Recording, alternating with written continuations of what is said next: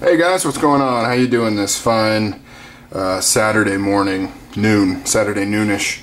Pretty gloomy here. Hope it's a little better where you're at, but weather here in Utah is pretty crappy. Very soupy air. It's pretty gross.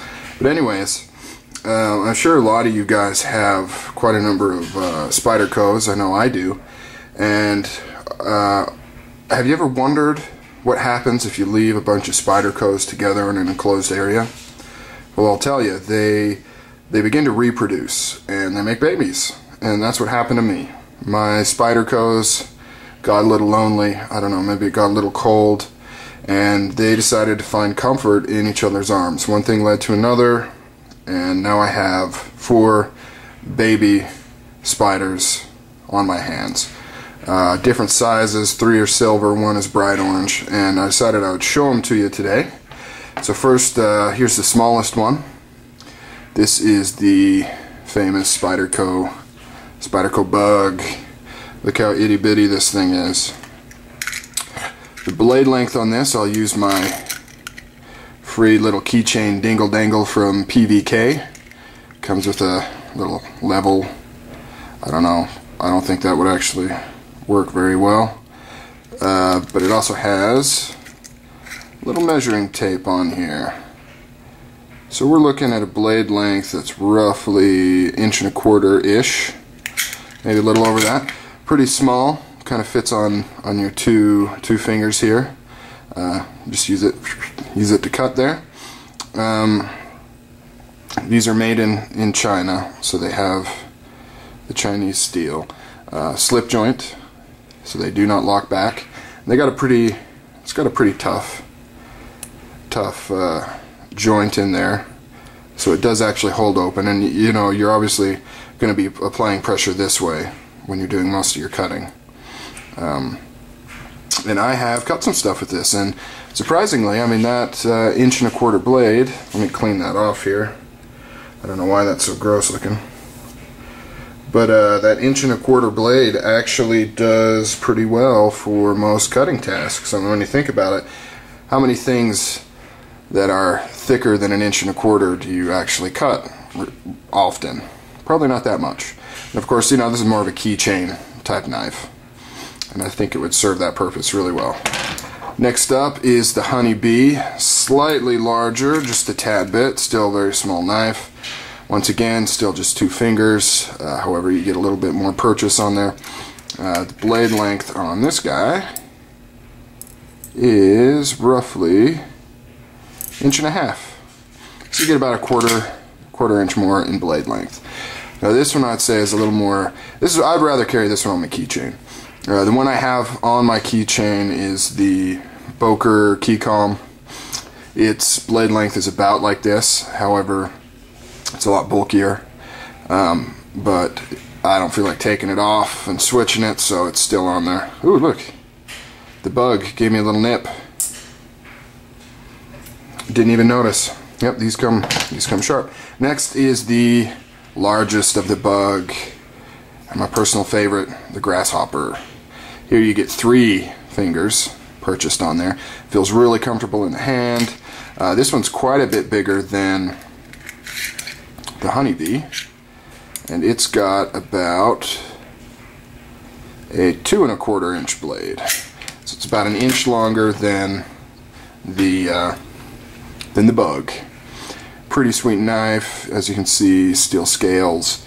Just, you know, once again, slip joint, made in China. The spider hole, I mean, you can't really use it as you would a normal Spyderco. It's kind of a two-handed opening job. I guess maybe if you have really small hands. There we go. It's pretty hard to open. Like I said, the slip joint is a very strong one, which is good because it'll keep it open pretty well. So that's that one, and let's go ahead and do a little size comparison here. Just put all these up top here. So as you can see, quite a bit of a difference between this one and this one. The little bug in this one here is just, you know, what was it, a 1/4 inch blade size increase. This one gets quite a bit bigger. Pretty cool. And you can pick up a set of these for like 30 bucks. You can get all three. They come in these cool little boxes with a cutout. Put them in. Got a nice little Spyderco emblem on top. And last but not least, we have the Ladybug.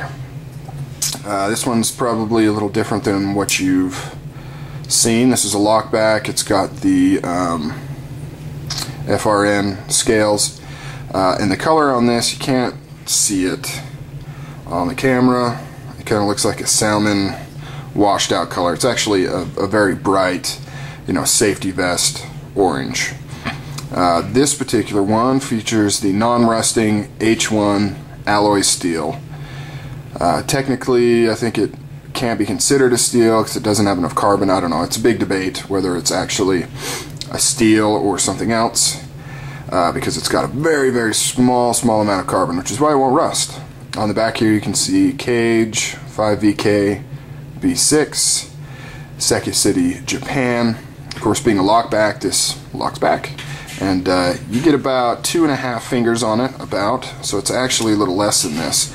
And in fact, the blade on the Grasshopper is larger, and the whole knife is larger. Weight though, this is considerably lighter. I mean, really, these are more in tune with weight right here.